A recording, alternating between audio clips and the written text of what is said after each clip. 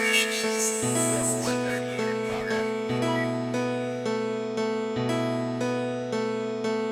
is a dangerous groups that we're dealing with now. It was a nightmare. Flight 807, you're clear for landing. Runway 7, Bravo. All personnel report to the nearest tornado shelter.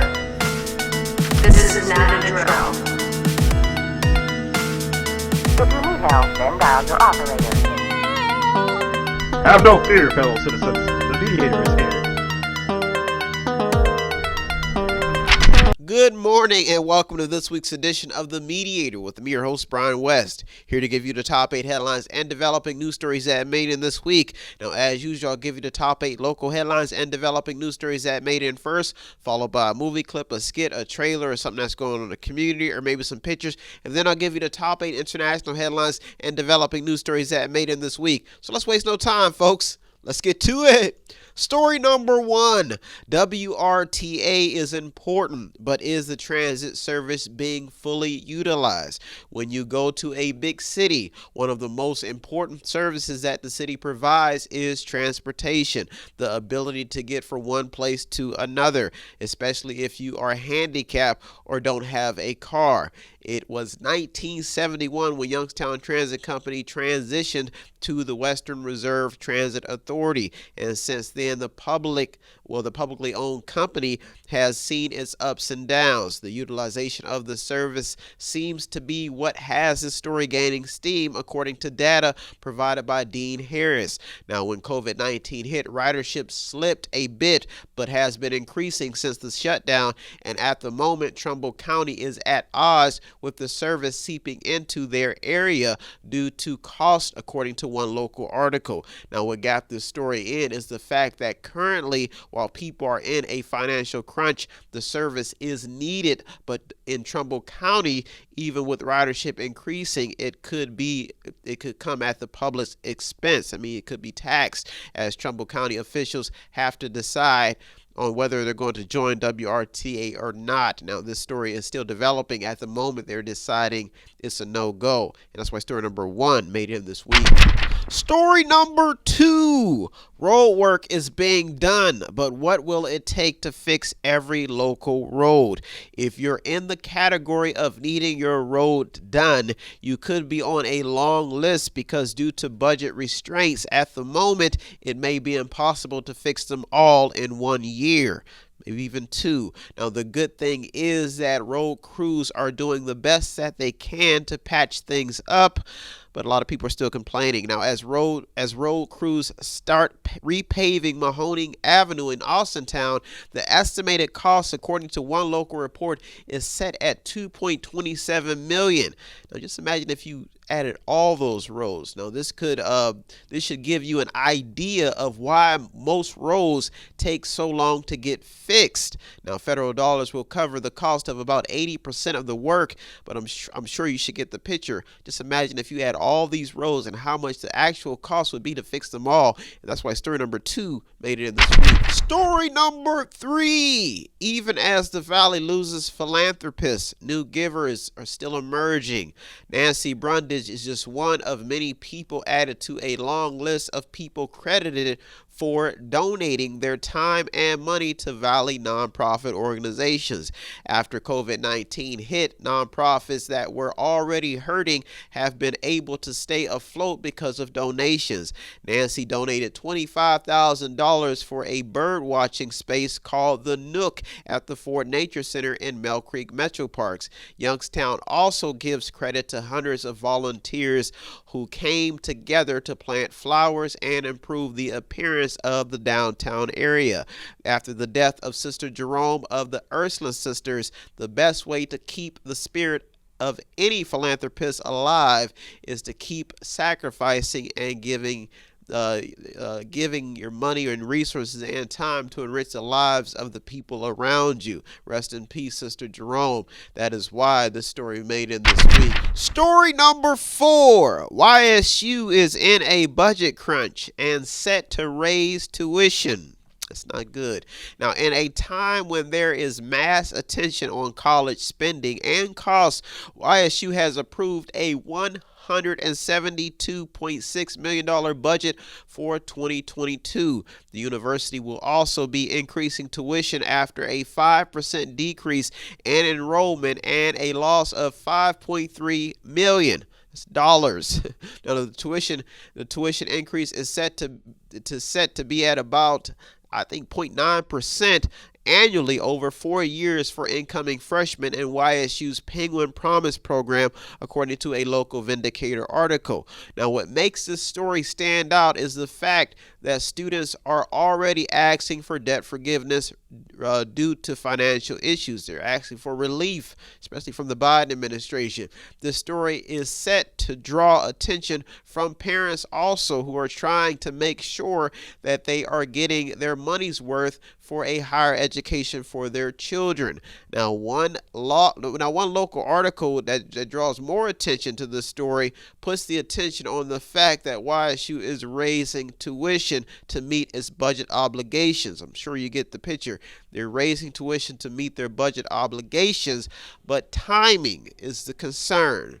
You're trying to balance things out at a time when people are trying to save their own pocketbooks. Now, another talking point in the story centers around the question of why colleges seem to be putting more strain on students when they should be trying to make colleges more affordable. And that's why story number 4 made it in this week. Story number 5, Youngstown's homicide rate is climbing, and it's not even summer yet.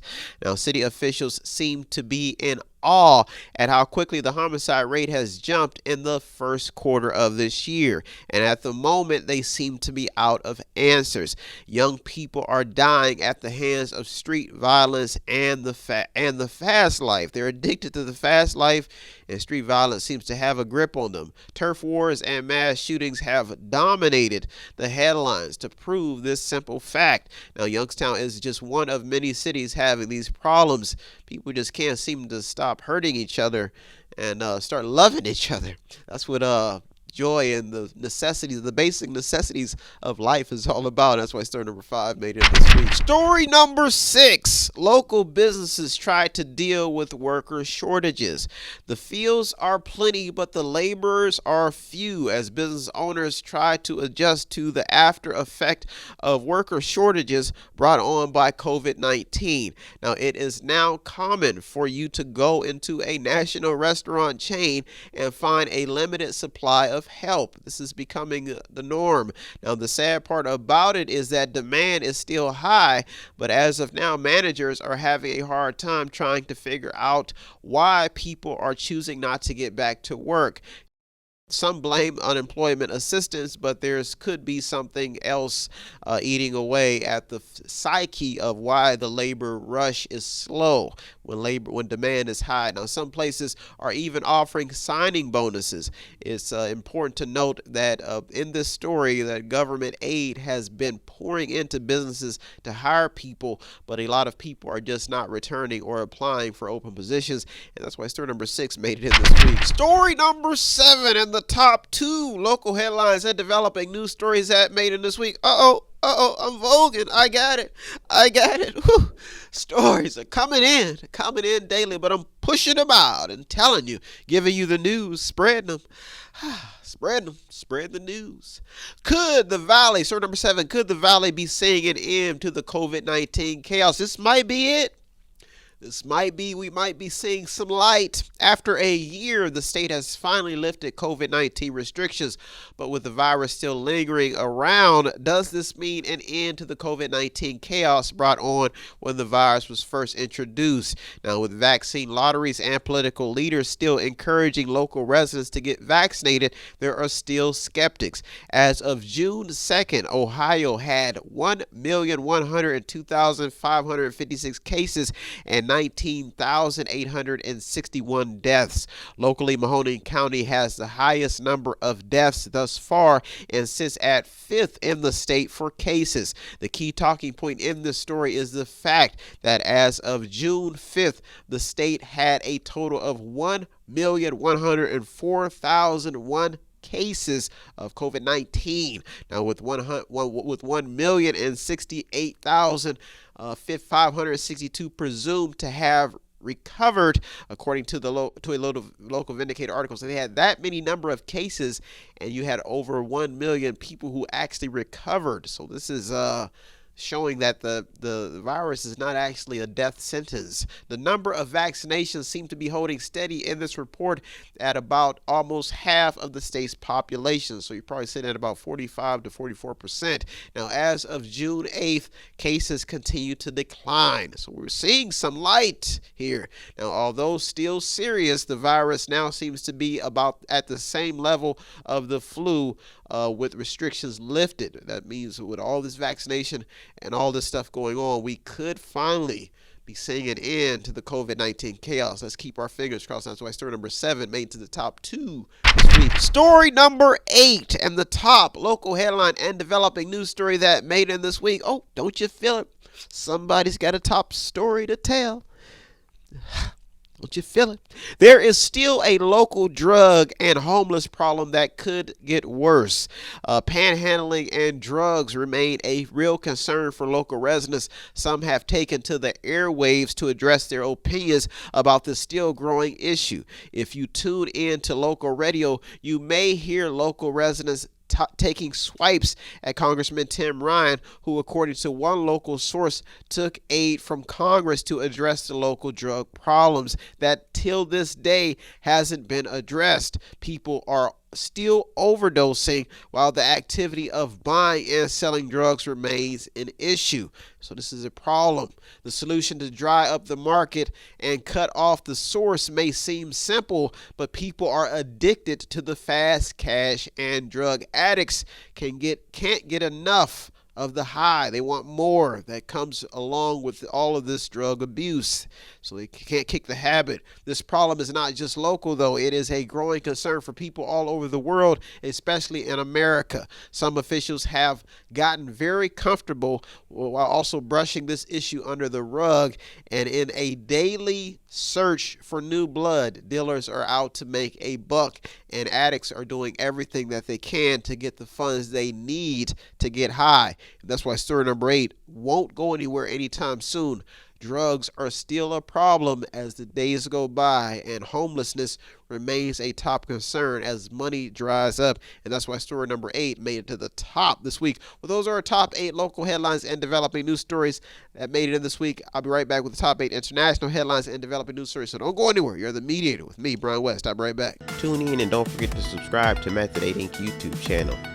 You can also watch free public entertainment. And don't forget to show some support by visiting www.method8inc.com by buying something, clicking something, watching something, or just reading something. You can also sponsor a program as well. That's www.method8inc.com.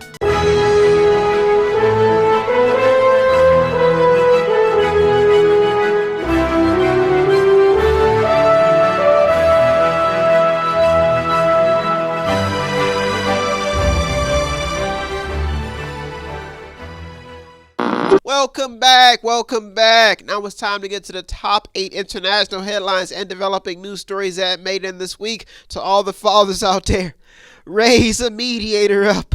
Raise them and don't abandon them. If you have to pay the child support just to see mediation flourish in the neighborhood, it's a sure bet. It's not a gamble. Mediation is unity. It's peace. It's excitement. It's love. It's joy. It's the reincarnation of brotherly love. Mediation is simple. Mediation is sweet. Raise a mediator. Then don't leave them. Oh, don't leave them. There's a chance that the fights in the neighborhood could be broken up. The bonding of peace and joy. Mediation is the answer. Don't you see it? Don't you see it, folks? Don't you see it? Don't you feel it? Woo! Mediation is real. That's my story. And I'm sticking to it, baby. Woo! So let's get to it. Woo! Mediation. Fathers. Story number 1. How is the world doing in the climate change fight? With the evolution of science came the evolution of climate change spectators. Science says it's a fact that people are causing the earth to get warmer, and current research says that climate change has reached its highest level in 4 million years, according to the Oceanic and Atmospheric Administration. Now, what this new data addresses is failure to address this issue. Now, even with the rise of electric vehicles and a wave of other conspiracies tied into climate change concerns, the data shows that 40 billion metric tons of CO2 pollution is being added to the atmosphere per year, according to Peter Tans, who is a senior scientist with NOAA Global Monitoring Laboratory. Now, after rejoining the Paris Climate Accord and facing a wave of opposition against the belief that climate change is man-made, the U.S., like many other nations, has a set goal at zero emissions, which at the moment may seem impossible. And that's why story number 1 made it in this week. Story number 2. The tech world is still making big headlines with concerns about the future. With chip shortages on the horizon and big tech taking over almost every facet of our daily lives, new headlines continue to emerge about tech companies that continue to shock the world with software programs that have revolutionized pretty much every aspect of the way we live today. In this ongoing story, the new bump in the road seems to be a global shortage of semiconductors. Now, to address this issue, the Senate is in talks to approve up to $52 billion in subsidies for chip production as part of a larger bill aimed at increasing U.S. competitiveness with China. Story number 3. Is Biden pushing back on his student loan promises? In a campaign promise that got him the young vote, Joe Biden promised action on student loan debt programs. Now, this talk has now shifted into what skeptics already predicted, which is how could Biden's plan account for an already flawed system by slashing the student loan debt concerns. Now, a report by Forbes says that taxpayers could lose $68 billion on federal student loans. This is $53 billion higher than expected. So, in the midst of the pushback, analysts in regard to this highly observed topic are telling students to strategize and consider their repayment options, such as student loan refinancing, income-driven repayment plans, and public service loan forgiveness programs. And that's why story number 3 made it in this week. Story number 4, the strategy to mix infrastructure improvements to stimulate the economy. The infrastructure improvement plans are evolving by the day, but the reality is that this could be a ploy just to stimulate the economy. Look at it this way, folks. If you know that your country's infrastructure is crumbling, and you know that your citizens need job security and the certainty of a paycheck, then why not use the spending in such proposals like infrastructure to put people to work and stimulate the economy? Well, at the moment, this seems to be Joe Biden's plan, but it could cost us a lot of money. Now, some of the talks included in these spending packages are dollars signs as high as $600 billion. That's a lot of money.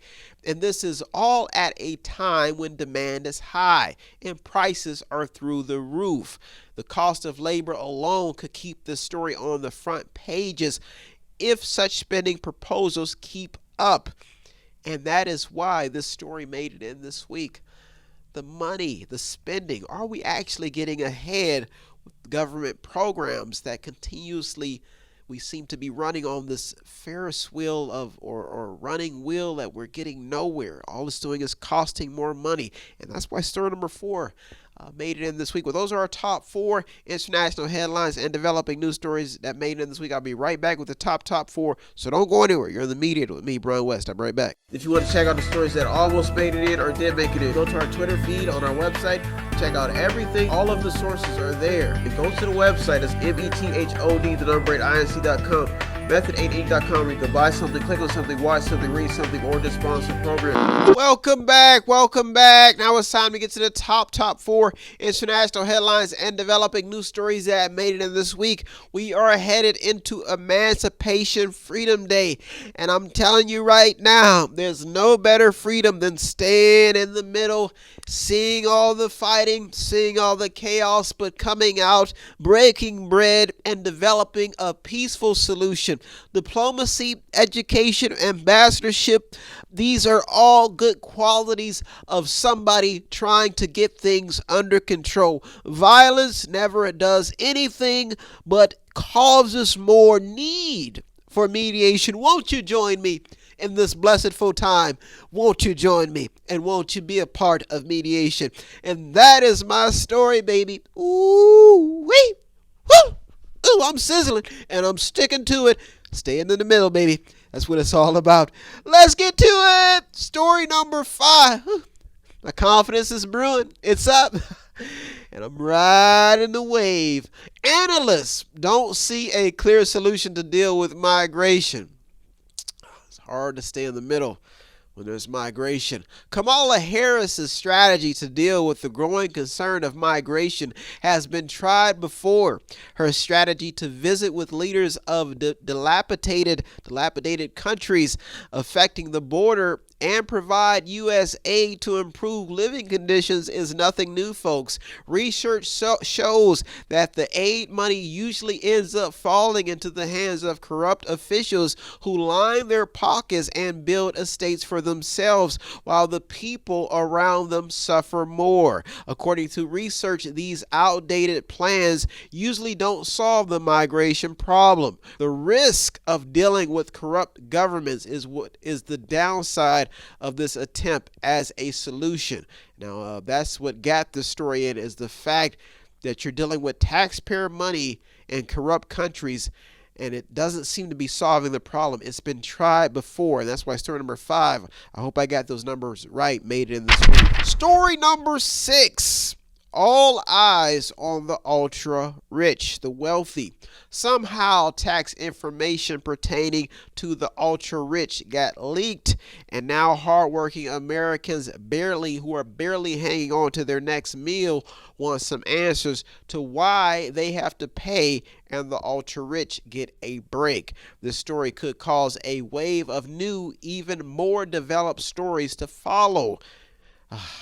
This story, leaked by ProPublica, shows figures like Jeff Bezos, Elon Musk, and Warren Buffett paying no income taxes on multiple occasions. But in defense, I have to point this out, what many people already knew, Warren Buffett has said in the past that taxes need to be raised on the ultra rich. Now, what this story lacks is data on how the rich already contribute to a large percentage of the market with intellectual ideas that revolutionize industries and create more jobs. The article also points out some very, very important tax loopholes that are very, very informative in this piece.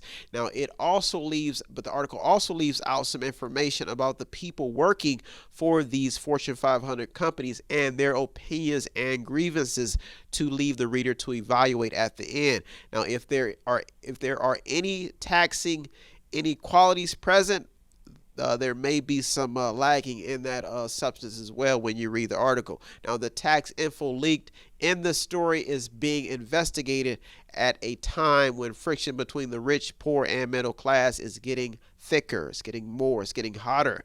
Now, one BBC article points out that what the ultra rich has done is completely legal, even as Biden plans to tax the higher earners to foot the bill for his economic plans. Story number 6 is interesting story. It has a lot of things in it, but it made it in this week for that once. It almost made it to the top 2 because it's a valuable piece and really deserves a read. Story number 7 in the top 2 international headlines and developing news stories that made it in this week. There's news. There's something to talk about. Step on up, watch, learn, Read, evaluate, simple and sweet. That's what I'm doing.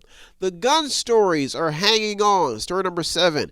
People in America are dying daily at the hands of irresponsible gun owners, and more reports are pouring in. Fox News reports that gun violence in Chicago has killed over 3 times more children in 2021 compared to 2020. The numbers are scary, folks. Chicago Police Department reported 55 people wounded in 41 shootings with 5 people murdered, but the article did conclude with crime on the downward spiral at the end of May. So that's some hope.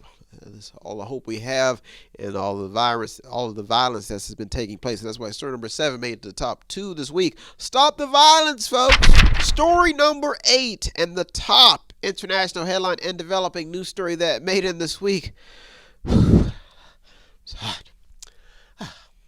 What does high inflation and a labor shortage mean to you as economists adjust and the market slowly merges back to normal levels?